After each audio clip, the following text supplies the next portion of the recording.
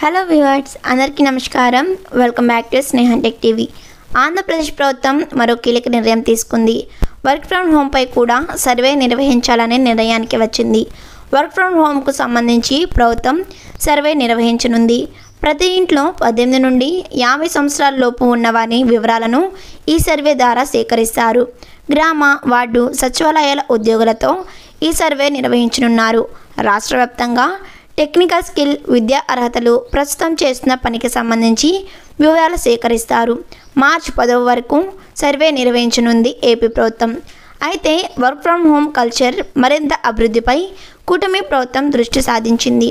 ప్రస్తుతం చేస్తున్న వర్క్తో పాటు మెరుగైన అవకాశాలు కల్పించే దిశగా ప్రభుత్వం చర్యలు తీసుకుంటుంది.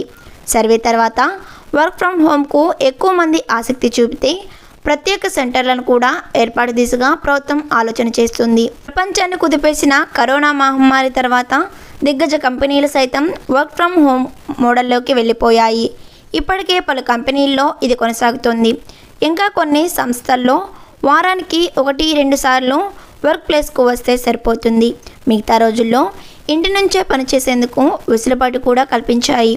అయితే ఉద్యోగ కల్పనపై దృష్టి సాధించిన ఏపీలోని కూటమి ప్రభుత్వం ఇప్పటికే రాష్ట్రంలో పెట్టుబడులు పెట్టాల్సిందిగా పలు సంస్థలను ఆహ్వానించింది. ఇదే సమయంలో వర్క్ ఫ్రమ్ హోమ్కు మొగ్గు చూపే వారికి సైతం ప్రత్యేక ఉపాధి కల్పనపై ఫోకస్ పెట్టినట్టుగా తెలుస్తుంది. అందులో భాగంగానే వర్క్ ఫ్రమ్ హోమ్పై సర్వేకు సిద్ధమవుతుంది. ఇందులో వర్క్ ఫ్రమ్ హోమ్తో ఎదుర్కొంటున్న ఇబ్బందులపై ఆరా తీయనుంది సర్కార్. సో చూసారు కదా వ్యూవర్స్, ఇలాంటి మరెన్నో ఇన్ఫర్మేషన్ వీడియోస్ కోసం వెంటనే మన స్నేహ టెక్ టీవీ ఛానల్ని సబ్స్క్రైబ్ చేసుకోండి. వీడియో నచ్చితే తప్పకుండా లైక్ చేయండి. ఈ వీడియో మీద మీ అభిప్రాయం కామెంట్ చేయండి. Thanks for watching.